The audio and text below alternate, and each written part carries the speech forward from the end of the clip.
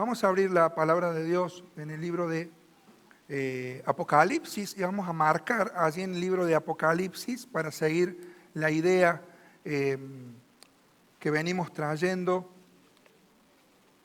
para concluir con el libro el próximo domingo, si Dios permite, si el Señor no viene antes. Y mientras marcas allí al libro de Apocalipsis, voy a invitarte también a que abras en primer lugar ahora Isaías en el capítulo 9. Isaías capítulo 9, tenés marcado allí Apocalipsis capítulo 20. Como bien dijimos recién, hoy es un día en el cual el mundo, o en su gran mayoría, celebra el nacimiento del Señor Jesús, la Navidad. Ahora, curiosamente la Navidad que recuerda esta natividad del Salvador es algo medio extraño en la sociedad actual. Yo te pregunto, realmente en estas publicidades que vos habrás visto, en las charlas en la verdulería, en la carnicería, ¿escuchaste la frase niño Dios? ¿Escuchó o vio alguna publicidad que diga la Navidad del Señor Jesús? No. Porque estamos viviendo en una sociedad cada vez más secularizada. Y las próximas generaciones, muy próximas, celebrarán la Navidad y celebrarán prácticamente a Papá Noel. Y cuando le quiero decir, lo que pasa es que Navidad celebra la natividad de Jesús, te van a preguntar los niños, ¿y qué es lo que me estás diciendo? No sabemos de qué se trata. Así que quiero decir con esto de que esto no nos exime a nosotros de la realidad gloriosa de que el Señor Jesucristo vino al mundo a salvar a los pecadores, de que el Rey Jesucristo ha venido y aunque el mundo lo ignore, pronto el Señor Jesucristo volverá. ¿Cuál es el contexto de la venida del Señor? Lo leemos rápidamente allí en Isaías 9. Mira lo que dice el versículo 1. Mas no habrá siempre oscuridad para la que está ahora en angustia, tal como la aflicción que le vino en el tiempo que livianamente tocaron la primera vez a la tierra de Zabulón y a la tierra de Neftalí, pues al fin llenará de gloria el camino del mar de aquel lado del Jordán en Galilea de los gentiles. Lo que está mencionando aquí la profecía de Isaías es que hay un tiempo de oscuridad, un mundo que vive sumergido en la angustia y en la aflicción, pero pronto eso verá la luz en la esperanza de la venida del Señor Jesucristo. La profecía promete la venida del Señor en el versículo 6. Acompáñame allí. En medio de este tiempo de oscuridad, dice el verso 6, porque un niño nos es nacido, hijo nos es dado, y el principado sobre su hombro. Y se llamará su nombre admirable, consejero, Dios fuerte, Padre eterno, príncipe de paz. Lo dilatado de su imperio y la paz no tendrán límite sobre el trono de David y sobre su reino, poniéndolo y confirmándolo en juicio y en justicia desde ahora y para siempre. El celo de Jehová de los ejércitos hará esto. Lo que tenemos ante nuestros ojos aquí es que por una coma o una frase se abre el tiempo, un lapso indeterminado del mismo, a través del cual se diferencia la primera venida del Señor y la segunda venida del Señor. Leo este texto de Isaías capítulo 9 porque se puede ver allí que hay dos movimientos en la relación del Cristo de Dios con respecto a la tierra a la cual Él vino a redimir. En primer lugar, en un contexto de oscuridad, Cristo Jesús que dijo ser Juan 8:12, yo soy la luz del mundo, vino al mundo y en medio de nuestras oscuridades más profundas, el Señor ilumina el corazón. El Señor Jesucristo vino a través de la Virgen María que concibió por el Espíritu Santo.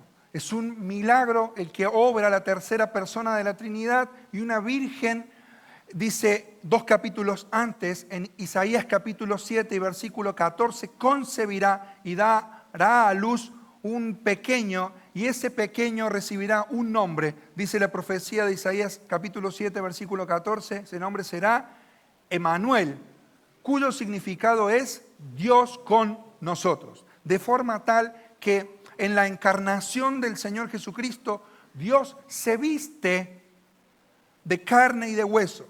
La santidad de los cielos encuentra la fragilidad en un bebé que posa en un pesebre. Es un niño nacido, un niño en el cual la esperanza del mundo está posando su corazón. Es el Hijo de Dios, Cristo Jesús, el niño que nos es nacido. Esa primera mención en este versículo implica la primera venida que hoy vamos a celebrar, repito, por tradición, no por exactitud. Ese día no está conocido, la Navidad. Celebramos que Dios se hizo hombre y vino al mundo con un objetivo. Fíjense que allí el texto bíblico menciona, allí un niño nos es nacido, hijo nos es dado. Juan 3:16 dice, porque de tal manera amó Dios al mundo que ha dado a su Hijo unigénito, para que todo aquel que en Él cree no se pierda, mas tenga, ¿qué cosa? Vida eterna. Bueno, allí va a mencionar algunos nombres. Es un nombre que tiene distintas formas de expresar. Admirable consejero, Dios fuerte, Padre eterno, príncipe de paz. Este niño que nació es un niño que, repetimos, vino al mundo en la encarnación y vino en son de paz. Cuando este niño creció, dice la profecía de Zacarías capítulo 9, versículo 9, ¿te acuerdas lo que dice? Que el rey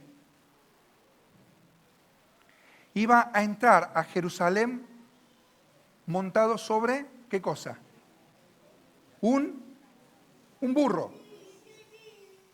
Es toda una ironía a las esperanzas mesiánicas de un pueblo que esperaba al Mesías libertador que viniera a salvar con portentos gloriosos, milagrosos, poderosos, y pusiera por fin el punto final al yugo bajo el cual la nación de Israel había sido sometida durante siglos y siglos a través de distintos imperios. Israel siempre esperó la venida del Mesías y aún lo espera con gran poder y gloria. La cuestión es que el Hijo de Dios, el Señor Jesucristo, vino al mundo. Un Hijo nos ha sido dado, pero no vino sino solo con una expresión, la expresión de gracia de Dios. Por eso en la primera venida nosotros podemos resumir con esta palabra la encarnación del Señor Jesucristo. Él vino a mostrarnos la gracia de Dios. Este amor que había sido dicho por Dios fue dado en la persona del Hijo de Dios, fue demostrado en la cruz del Calvario, aunque siendo nosotros pecadores, el Señor murió por nosotros y es un amor derramado a través del Espíritu Santo, Romanos 5:5, en el corazón de todo aquel que cree. Pero esta venida del Señor Jesucristo es muy distinta a la segunda venida del Salvador. Así que este Rey que ha venido, aunque el mundo lo ignore, pronto volverá. Pero ya no va a volver con esa humildad de un rey montado sobre un asno, sino que vendrá con una característica distinta. Ahora, cuando nosotros vemos a Jesús en su humanidad, vemos en él las características de lo que dice acá esta serie de nombres que hacen al gran nombre de Jesús. Mira, primero, dice allí que su nombre será llamado, en primer lugar, admirable.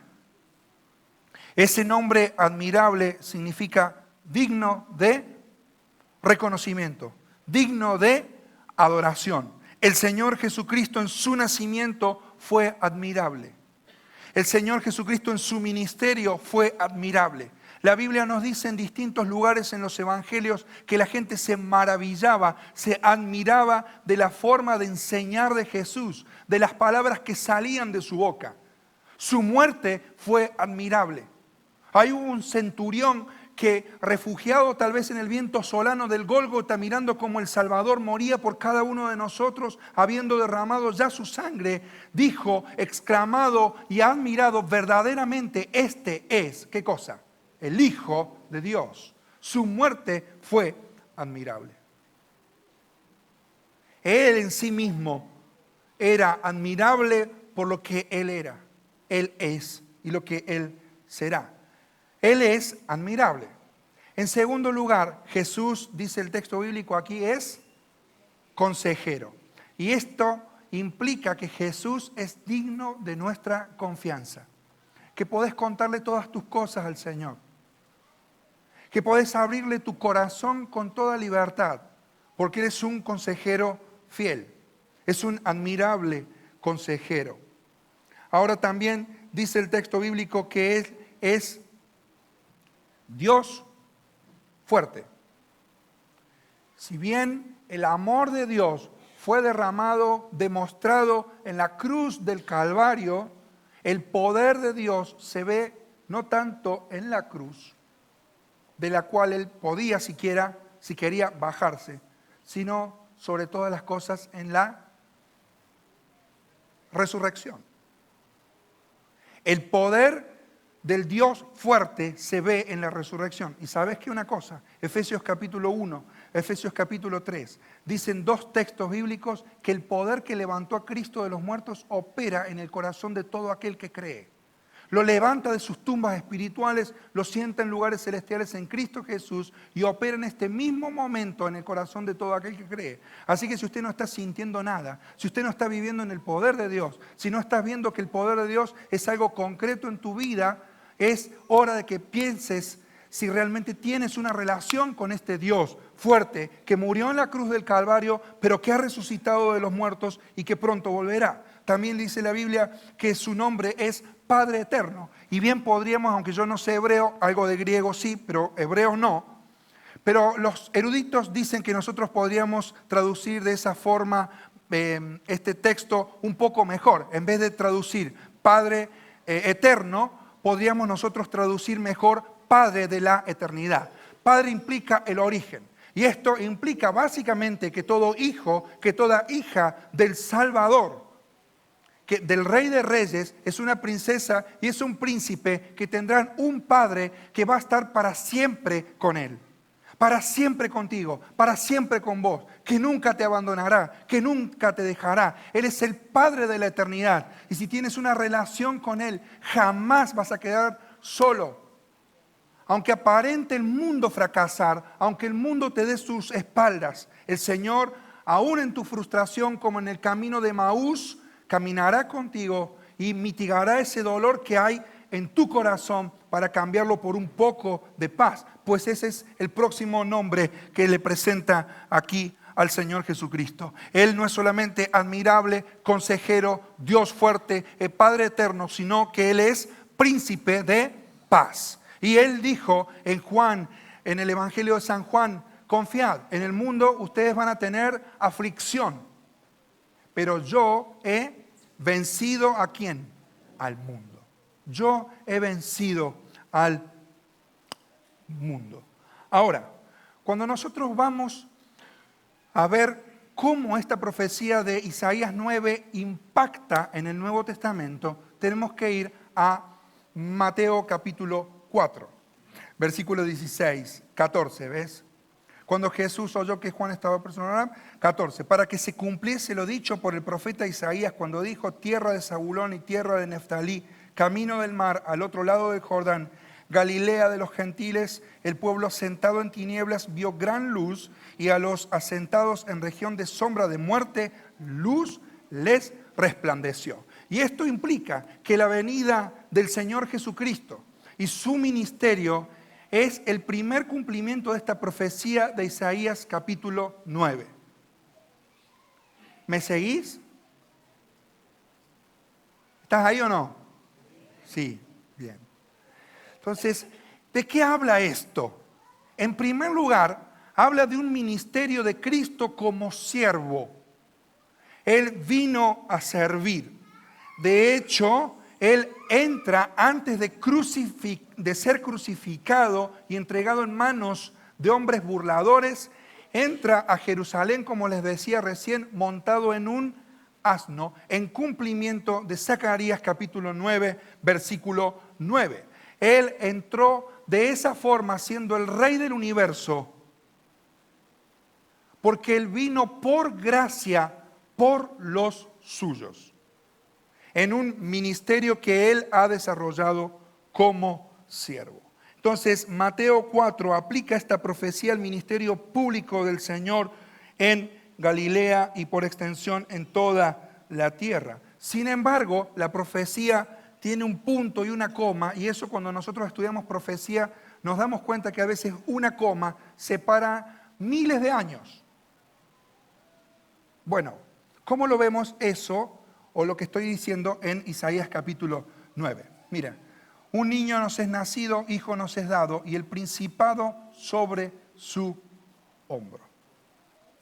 Esa segunda frase implica el gobierno literal de este niño, ya no en condición de niño, sino en condición de crecido rey que va a fungir en la tierra.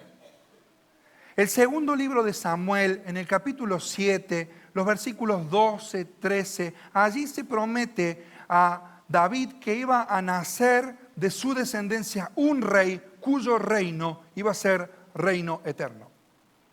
Y todos los sucesores de la línea davídica han caído, unos más bajo y otros menos bajo, pero todos ellos cayeron. Cuando Mateo capítulo 1 recoge todas las genealogías, es para confirmar la línea genealógica a través de la cual Jesucristo es declarado auténticamente como rey. Jesucristo es rey. Pero ¿cómo un rey va a venir montado en un asno? Esa es la locura que la gente no entiende. Y aún hoy, a muchos les decimos esto y les parece una cosa de pocos cuerdos. Que el rey del universo haya venido y haya nacido de esta forma y haya muerto también de esta forma. Nació en un pesebre prestado, cruzó el mar en una barca prestada. De él dice el texto que no había lugar donde pueda él apoyar su cabeza. Posiblemente sus camas eran prestadas.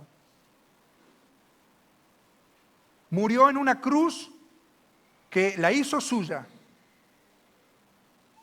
pero la verdad que era tuya y mía. Y fue depositado en una fría tumba romana, también prestada. Él vino de esa forma porque quiere todo de nosotros. No quiere que nosotros le prestemos nuestro corazón. No quiere que nosotros le tiremos un chasquibún el 24 y que después nos olvidemos de Él. El Señor Jesucristo vino por los suyos y demostró su gracia. Pero justamente dice el texto en esta coma, y el principado sobre su hombro. Aquí hay un tiempo de espera y es todo este tiempo de espera que nosotros estamos viviendo. Es el tiempo de la dispensación. Mejor que dispensación, más técnicamente podríamos decir la economía del tiempo, del plan de Dios, a través de la cual la iglesia está siendo formada como parte de su reino y está esperando que el Señor venga a arrebatarnos a los que somos suyos, como ya hemos visto. Luego, cuando nosotros seamos arrebatados, ya hemos visto todo esto, en el cielo sucederá el día de Cristo, la premiación a los cristianos, 5 coronas que hemos visto ya los domingos previos. Pero en la tierra van a vertirse los juicios de la ira de Dios en lo que es ya no el día de Cristo que está en los cielos, sino el día de Jehová, el día de la ira del Señor nuestro, el día de la venganza del Dios que tiene que volver a redimir la tierra, porque ese es su diseño original.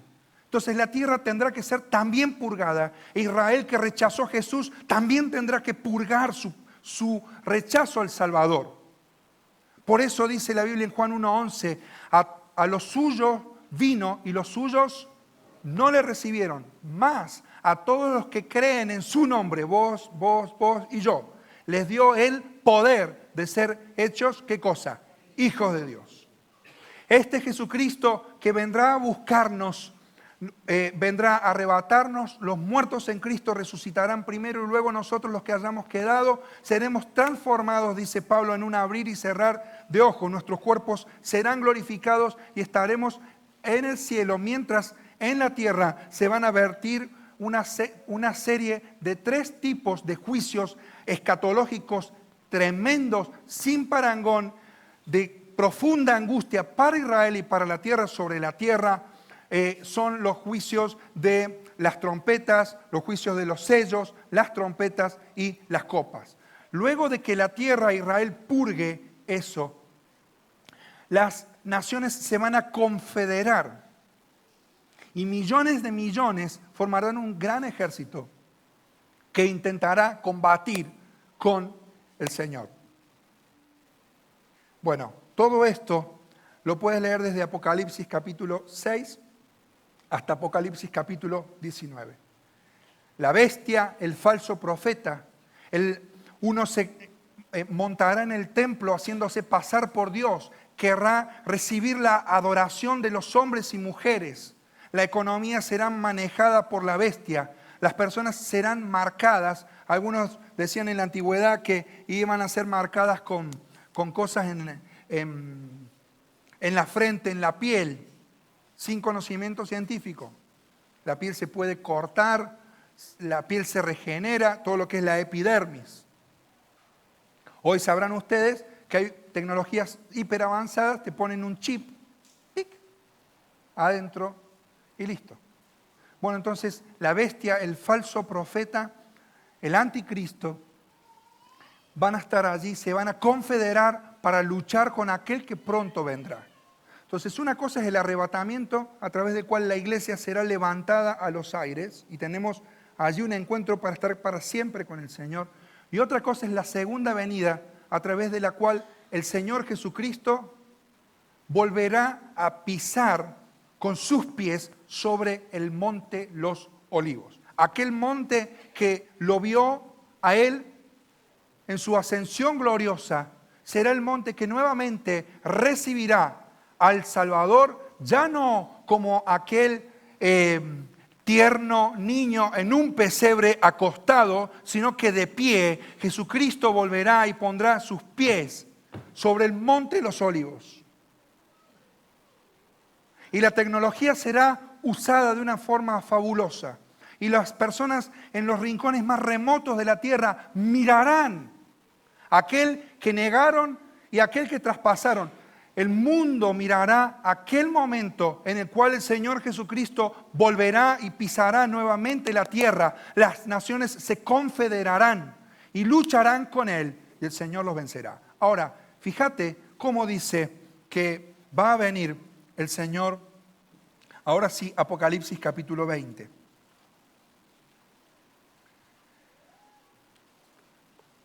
Si vos te acuerdas lo que te dije recién, en su primera incursión al mundo, Cristo, antes de ser crucificado con una corona de espinas, vino montado sobre un asno.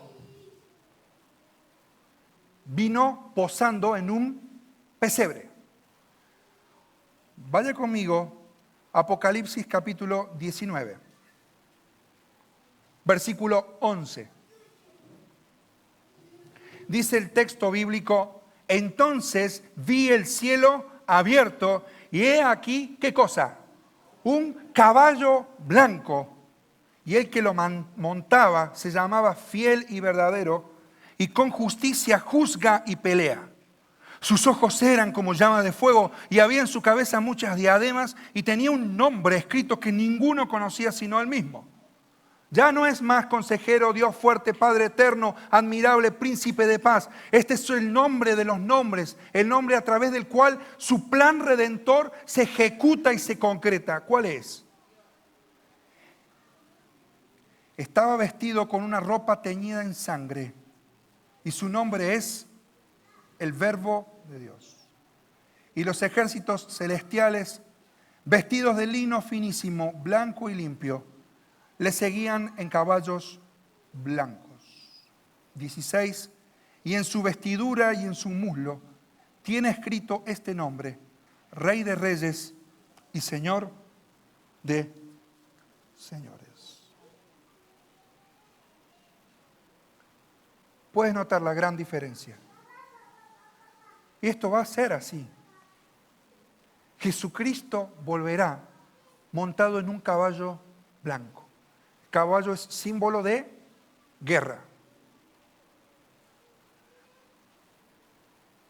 El blanco implica santidad. No tiene relación ya con el pecado.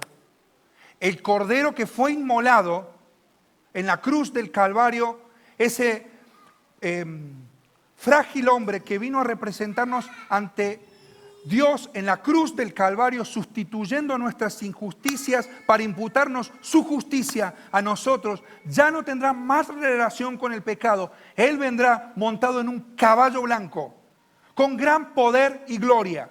Ya no es una venida solo de gracia como la primera, es una venida con gran poder y gloria. Cuando Cristo retorne del cielo, aparecerá en el cielo con sus ejércitos.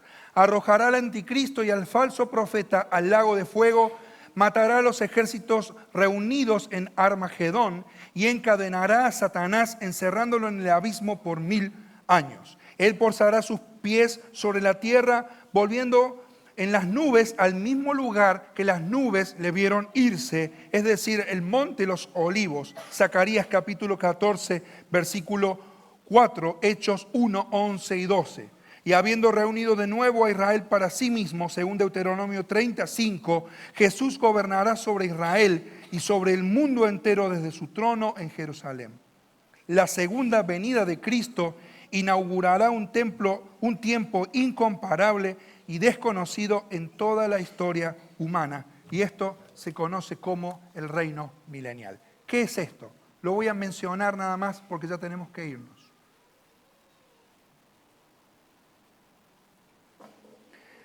El reino milenial es el cumplimiento cabal y concreto del diseño de Dios, a través del cual el hombre volverá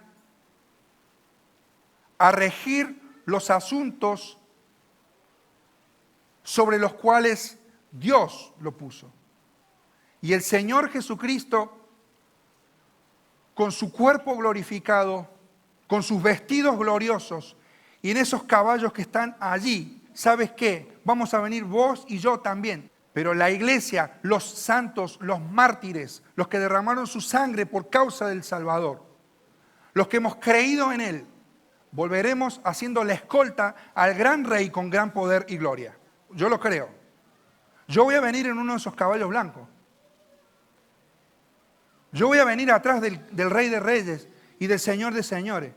Y aunque por mi indignidad, por su gracia Él me haya perdonado, no voy a pretender estar muy cerca, pero si soy de los últimos de los caballitos, estoy seguro que voy. Y vamos a venir, y la frase que Apocalipsis vez tras vez dice, e incluso con la cual prácticamente la revelación de Jesucristo se abre en el capítulo 1 y el versículo 5, reinaremos para siempre con el Señor, reinaremos. Al que nos lavó y nos lavó de nuestros pecados con la sangre, dice el versículo 5, y nos hizo reyes y sacerdotes para Dios su Padre, a Él sea gloria por los siglos de los siglos. Amén. He aquí que viene con las nubes y todo ojo le verá, y los que le traspasaron y todos los linajes de la tierra harán lamentación por Él. Sí, amén. Y reinaremos con Cristo 1000 años. ¿Qué es esto? Literalmente lo que les acabo de decir. Es un gobierno pleno de 1000 años sobre la tierra, a través del cual, como dice Lucas 1:34, su reino no tendrá fin. Les voy a leer algunas características del milenio. Léala conmigo. Verso 20, Apocalipsis 20. Vi a un ángel que descendía del cielo con la llave del abismo y una gran cadena en la mano, y prendió al dragón, la serpiente antigua, que es el diablo y Satanás, y lo ató por 1000 años. Y lo arrojó al abismo y lo encerró y puso sus sellos sobre él para que no engañase más a las naciones, hasta que fuesen cumplidos 1000 años. Y después de esto debe ser desatado por un poco de tiempo. Eso es lo que va a acontecer. Cuando Cristo venga, derrotará a las naciones en la batalla de Armagedón, tomará a Satanás, que es el diablo, es el engañador, lo arrojará al abismo, lo encadenará, sellará esa prisión con su autoridad inherente, y luego que las naciones no sean engañadas, serán regidas, como dice Hebreos capítulo 2, con un cetro de justicia y cetro de equidad. Verso 4. Y vi tronos y se sentaron sobre ellos los que recibieron facultad de juzgar. Y vi las almas de los decapitados por causa del testimonio de Jesús y por la palabra de Dios, los que no habían adorado a la bestia ni a su imagen, y que no recibieron la marca en sus frentes ni en sus manos. Y vivieron y reinaron con Cristo 1000 años. Pero los otros muertos no volvieron a vivir hasta que se cumplieron 1000 años. Esta es la primera resurrección. Los 1000 años entonces es un reino concreto que está prometido para Israel por ser nación a través de la cual el Mesías vino.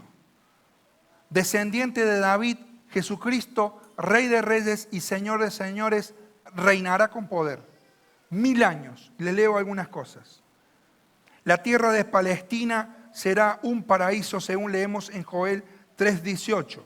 Durante el milenio, Israel edificará ciudades que habían estado asoladas y las habitarán. Amós capítulo 9, versículo 14. Durante el milenio, Israel será servido por otras naciones, es decir, por nosotros los gentiles. Isaías capítulo 60, versículo 10. Durante el milenio, el reino animal sufrirá cambios.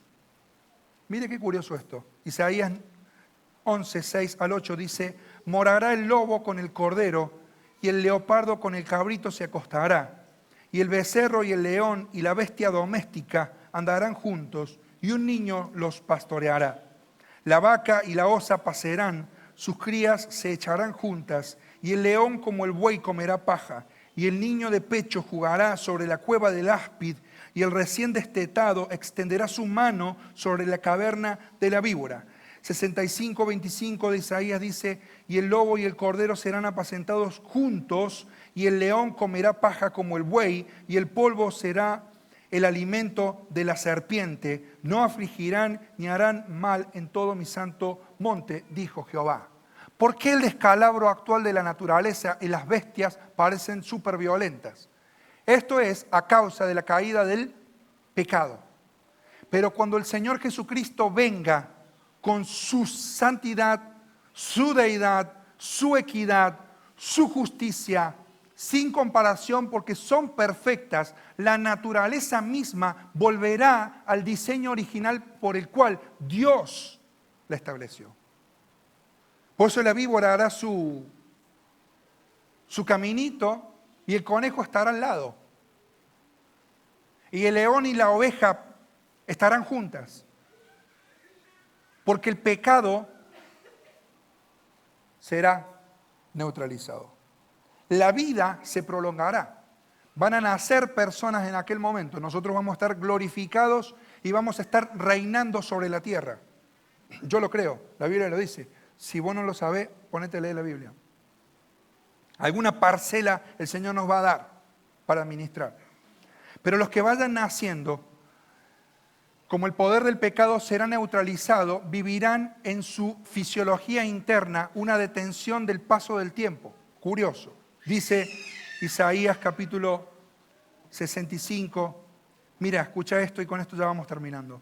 No habrá más allí niño que muera de pocos días, ni viejo que sus días no cumpla. porque el niño morirá de 100 años y el pecador de 100 años, bueno, edificarán casas y morarán en ellas, plantarán viñas y comerán del fruto de ellas. No edificarán para que otro habite, ni plantarán para que otro coma. Es decir, todo durará, todo permanecerá. Y comerán del fruto de los días de los árboles, que serán los días de mi pueblo, y mis escogidos disfrutarán la obra de sus manos. No trabajarán en vano. ¡Qué buena noticia! Que todo lo que hagamos en el milenio va a ser productivo, perfecto. No va a haber inflación. No vamos a saber lo que es estar endeudados ni en créditos, ni lo que va a ser pagar una cuota mínima. La economía será perfecta. Y mucho más. Cuando los 1000 años se cumplan, Satanás será suelto de su prisión y saldrá a engañar a las naciones que están en los 4 ángulos de la tierra, a Gog y Magog, a fin de reunirlos para la batalla, el número de los cuales es como la arena del mar. Y subieron sobre la anchura de la tierra y rodearon el campamento de los santos y la ciudad amada, y Dios descendió fuego del cielo y los consumió. Y el diablo que los engañaba fue lanzado en el lago de fuego y azufre, donde estaban la bestia y el falso profeta, y serán atormentados día y noche por los siglos de los siglos. Este será el reino del Rey, que ya vino con gracia, pero que vendrá con gloria y gran poder. ¿Vos te imaginás así el mundo? ¿Te imaginas el mundo así? ¿Te imaginas que todas las cosas funcionen? Que no haya gritos ni pelea. Que todo lo que hagas vaya bien. Que pongas con la tierra en la tierra una semilla y que esa semilla te dé sin necesidad de fertilizarla, de manipularla genéticamente. ¿Te imaginas que un lobo muere con una oveja? ¿Que un perro esté jugando con un gato? Eso será una parte, un principio muy pequeño, por cierto, de lo que sucederá en el reino milenial. Es el rey que vino, el rey que va a volver. Y es el rey que yo espero. Ya no coronado de espinas, sino coronado de honra y de gloria. Un rey poderoso que sujetará a las naciones y sujetará a Satanás y a las huestes celestiales y al universo entero, porque suyos son, le pertenecen, fueron creadas por Él, por medio de Él y para Él.